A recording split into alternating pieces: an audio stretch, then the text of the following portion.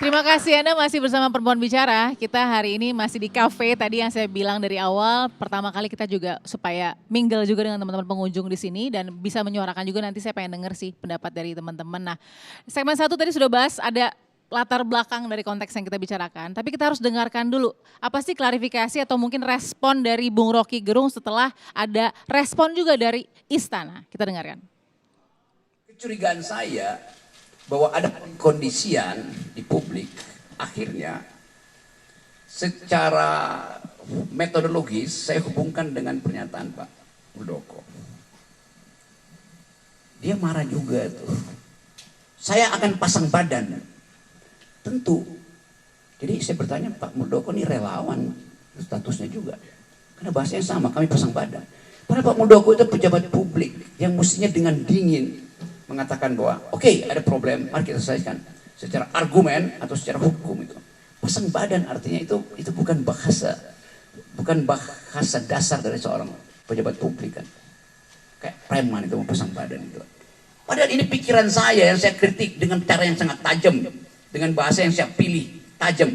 Tapi tidak diarahkan pada pribadi Presiden Jokowi, tapi pada lembaga publik, yaitu kabinet bahkan yang di dalamnya ada Pak Muldoko.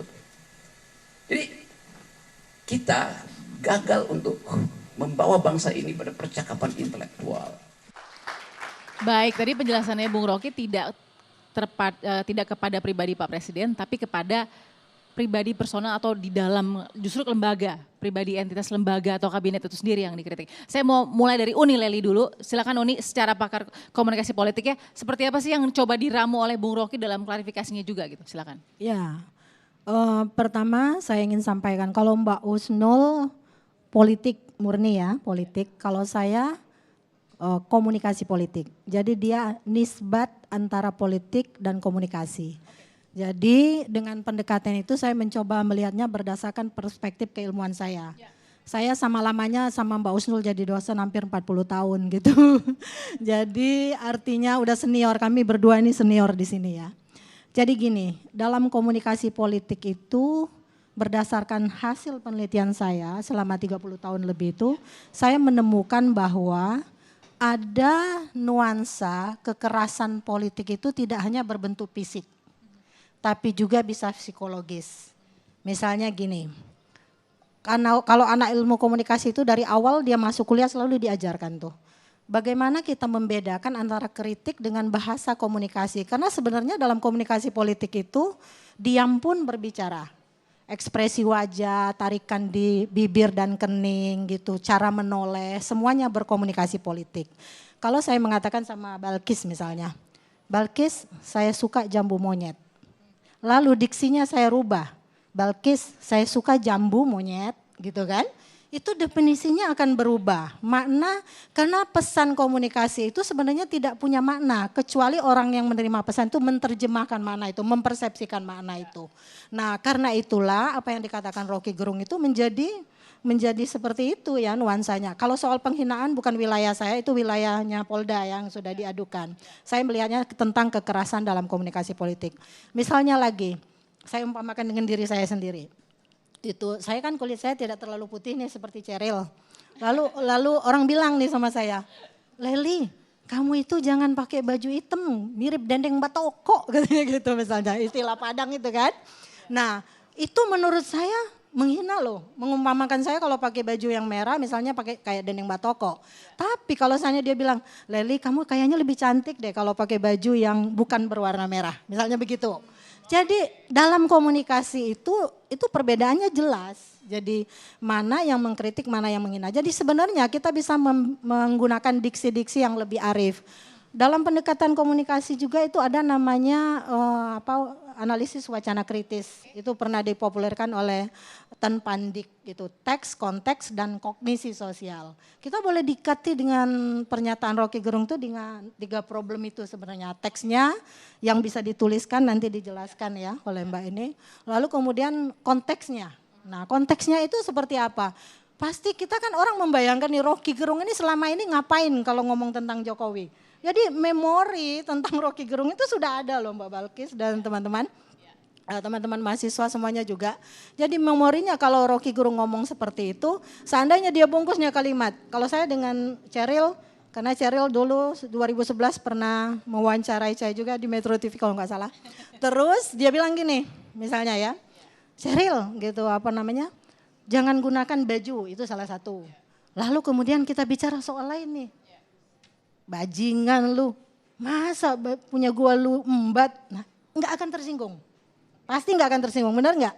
Misalnya, jadi kalimat itu, kata-kata yang najis sekalipun kalau digunakan dengan bahasa yang orang itu tidak punya memori kebencian, akan dianggap sebagai kritik pasti. Baik. Pasti akan. Jadi ini termasuk kalau terima kasih Uni. Berarti apa yang pernyataan Bung Rocky dianggap dugaan penghinaan atau tidak? Barangkali karena itu diadukan, ya barangkali. Ada unsur soal penghinaan. Tapi kalau dari lihat ilmu komunikasi politik, ini sudah kekerasan dalam komunikasi politik. Kekerasan dalam komunikasi politik. Kekerasan psikologis. Kekerasan psikologis dalam komunikasi politik. Oke, kalau Bu Nik gimana?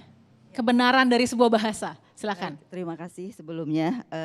Saya ingin menenangkan dulu, tadi diskusinya seru sekali. Saya ingin mari kita sama-sama menyadari bahwa cinta dan kasih sayang itu akan menjulang lebih tinggi ketika kita akan kehilangan sesuatu. Ya, terima kasih. Kita akan lebih mencintai kedua orang tua kita ketika mereka terbaring di ruang pesakitan, di rumah sakit. Kemudian cinta kita akan menjulang lebih tinggi. Mengapa? Karena kita takut mungkin sebentar lagi kedua orang tua kita akan diambil oleh Sang Maha Kuasa. Lalu mengapa tiba-tiba bangsa Indonesia begitu mencintai batik? Semua orang memakai batik dengan bangganya. Padahal dulu batik itu hanya untuk ke pesta. Tapi sekarang orang Indonesia sangat bangga dengan batik. Mengapa? Karena kita takut batik sebagai warisan budaya kita akan diambil oleh bangsa lain, diakui oleh bangsa lain. Nah sekarang pertanyaannya adalah kapan kita akan mencintai bahasa Indonesia? Apakah akan menunggu dulu sampai negara lain berteriak bahwa bahasa Indonesia itu adalah bahasa mereka? Tentu tidak. Nah oleh karena itu mari kita sadari bahwa kasus ini muncul terkuak karena masalah bahasa. Ya. Oleh karena itu mulai hari ini mari kita sama-sama lebih mengenal bahasa Indonesia, lebih mencintai bahasa Indonesia dan lebih bangga pada bahasa Indonesia. Boleh tepuk tangan untuk bahasa Indonesia. Luar biasa nih, ini background yang penting tadi. Oke, silakan. Kalau soal kebenaran pernyataan. Sekarang mengenai penggunaan bahasa yang dilakukan oleh Bapak Rocky Gerung, ini seperti gunung es. Gunung es itu hanya terlihat yang ujungnya saja. Nah yang ujungnya saja itu adalah yang namanya lokusi. Lokusi itu bahwa setiap kalimat itu mempunyai informasi. Dan informasi itu dengan jelas kita bisa dengarkan melalui ujarannya atau kalau tertulis kita bisa lihat dari tertulis dan itu semuanya kita bisa lihat di Kamus Besar Bahasa Indonesia.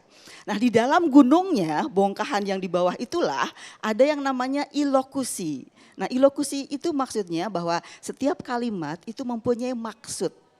Mempunyai tujuan. Tujuannya apa sih Rocky Gerung itu menggunakan kata-kata itu begitu ya. Dan yang kedua, yang pertama, kedua, ketiga. Yang ketiga adalah perlokusi. Artinya bahwa setiap kalimat itu mempunyai pengaruh atau dampak. Dampaknya apa sih ke masyarakat? Dampaknya apa sih kepada seseorang atau kepada kelompok orang? Nah itu yang akan dibahas. Tadi Bu Leli sudah menyinggung tentang analisis wacana kritis. Nah ini salah satu pemahaman saya terhadap bahasa beliau dilihat dari unsur lokusi, ilokusi dan perlokusi. Ya, untuk lokusi mungkin semuanya ingin mendengarkan ya. Bahwa yang pertama sebetulnya secara lokusi dan ilokusi Rocky Gerung ingin menyadarkan masyarakat bahwa begitu kehilangan kekuasaannya, Jokowi akan menjadi rakyat biasa. Dengan demikian, ia ingin mengatakan bahwa Jokowi bisa melakukan apapun itu karena berkuasa. Itu artinya Rocky Gerung tidak hanya menyerang pribadinya, tetapi sebagai seorang presiden karena menghubungkannya dengan kekuasaan. Begitu, itu yang pertama. Baik, yang kedua, Rocky Gerung ingin mengkritik bahwa saat ini Jokowi masih berambisi untuk mempertahankan legasinya legasinya. Kemudian sebagai contoh ia pergi ke Cina untuk menawarkan IKN, kemudian mondar-mandir dari satu koalisi ke koalisi yang lain untuk mencari kejelasan nasibnya.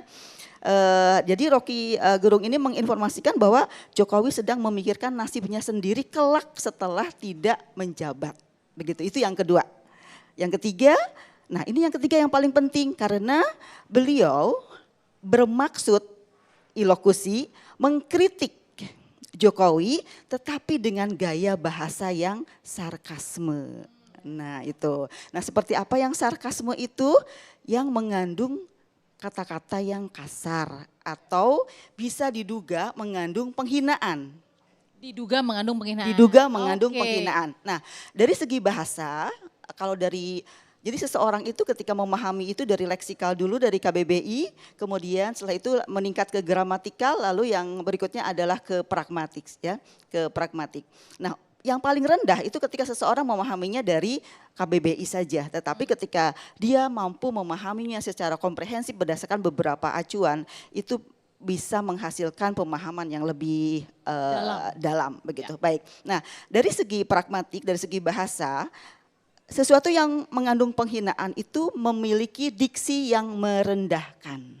Oke. Nah, yang merendahkannya itu berbeda-beda. Tadi sudah dijelaskan oleh Ibu Leli tentang mirip apa Bu tadi?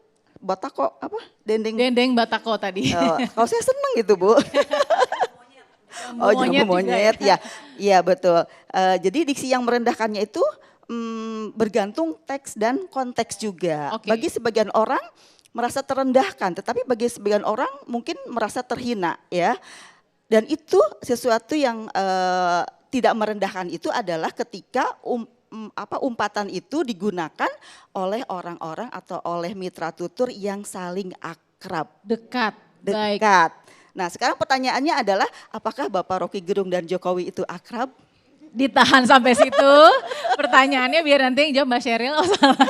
Nanti kita sambung. Oke, ini sudah keilmuan yang harus kita dengarkan tadi dan kita juga mendengar ya nanti teman-teman pengunjung, adik-adik pengunjung kira-kira apa sih yang ada di benaknya nih dengar pernyataannya Bung Rocky sesaat lagi ya, tetap di Perempuan Bicara.